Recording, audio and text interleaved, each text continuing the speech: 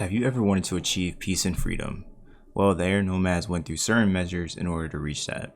It was through pacifistic methods and living atop remote islands that helped the Air Nomads achieve a high sense of spirituality. Whether it's through intense battles or creativity through fun games and dancing, Aang followed the teachings passed down to him that helped him survive 100 years later when he awoke from his iceberg. I'm going to tell you how I model my life as Aang and the Air Nomads. I've used a lot of the Air Nomads philosophy and I've applied some things to my life, so here we go. I'm going to tell you the ways I put the Air Nomads teachings into my daily life with 3 points: spirituality, peace, and airbending. The first thing is spirituality. The Air Nomads mainly followed the forms of Buddhism and Hinduism. Their culture essentially shapes Aang into the person he is, making their teachings incredibly important to the series in general. The Air Nomads were wanderers by definition. They were a peaceful race who had a high level of spirituality. The Air Nomads did not focus on material benefits but on enriching their souls through meditation and prayer. The unique feature of Air Nomad culture is that every single one of its members is an airbender, which no other nation had achieved. Meditation was an important part of the airbenders' daily routines, as it helped them focus their energies and understand the potential of their element. I meditate every single day for good benefit as well. Meditation has huge benefits such as reducing stress, anxiety, and depression. It can also help improve memory and increase self-awareness. Meditating every day has allowed me to learn about myself and declutter the endless thoughts that roam into my mind. Through meditation, I've been able to keep calm composure all the time and not complain and be negative and help me focus.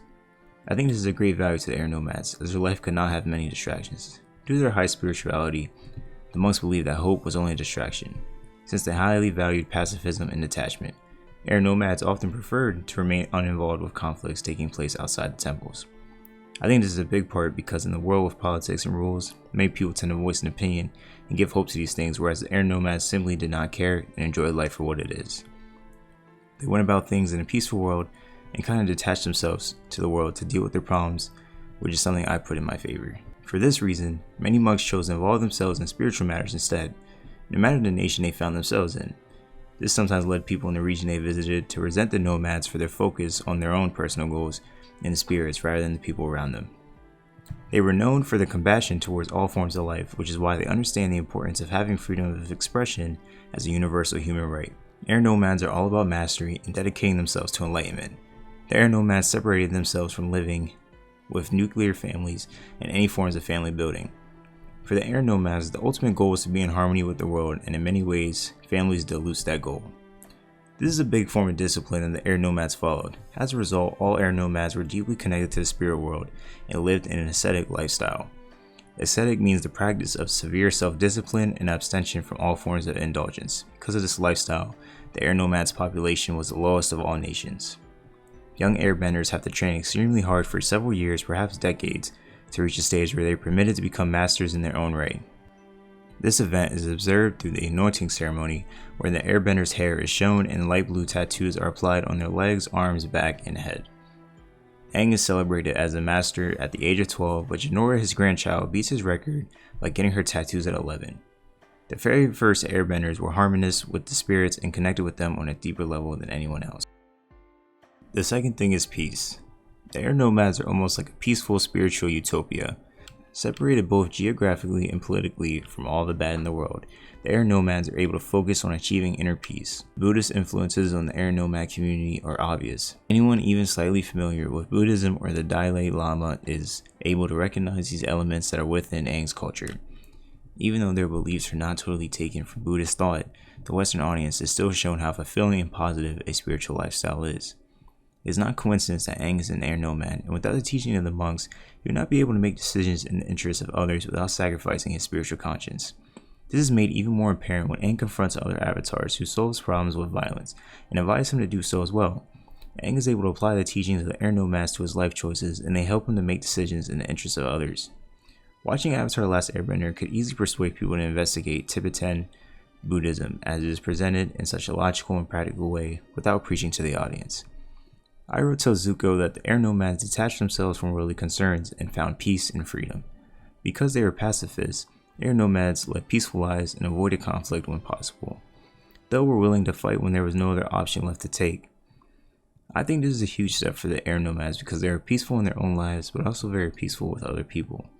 In fact, airbending was to be used as a defense mechanism.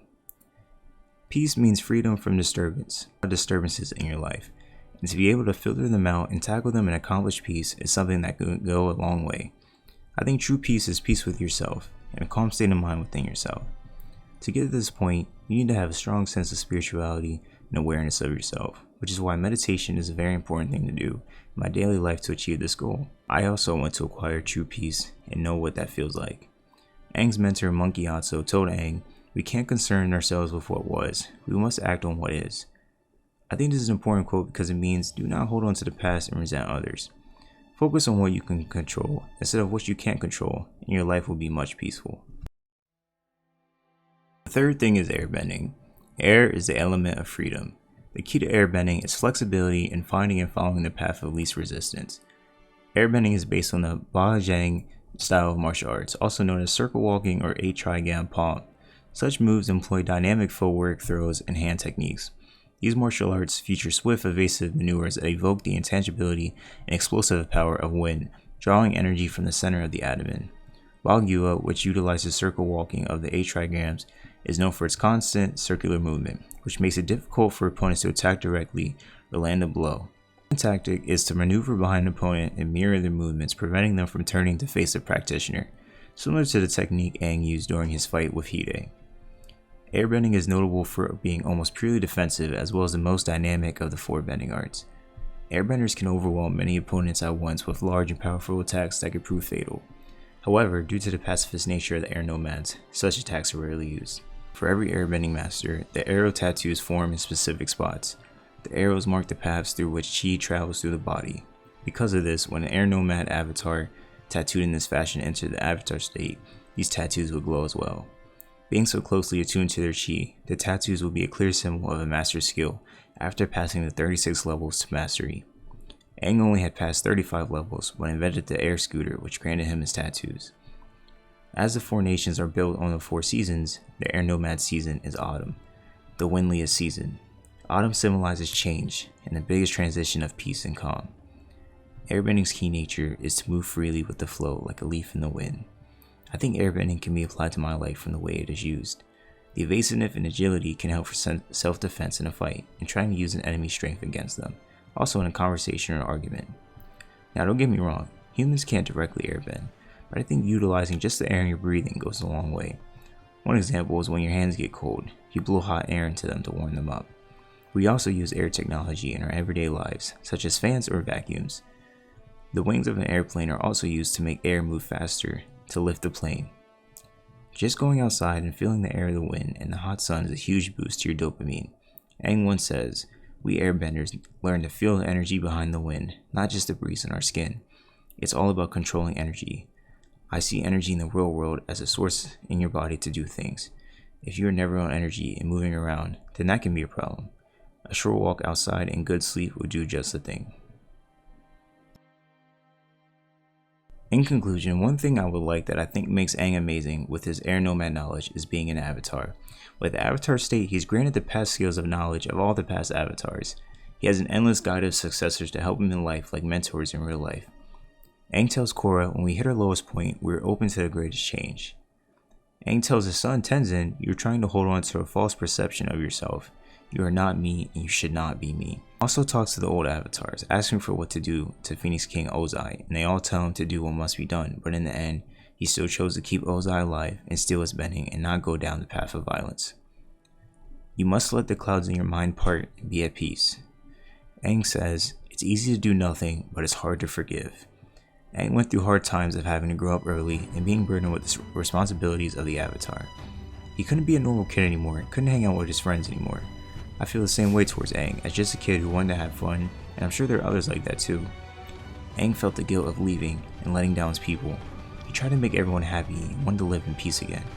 I'm on my life after Aang for a way to find peace and to not live with resentment or evil in my heart.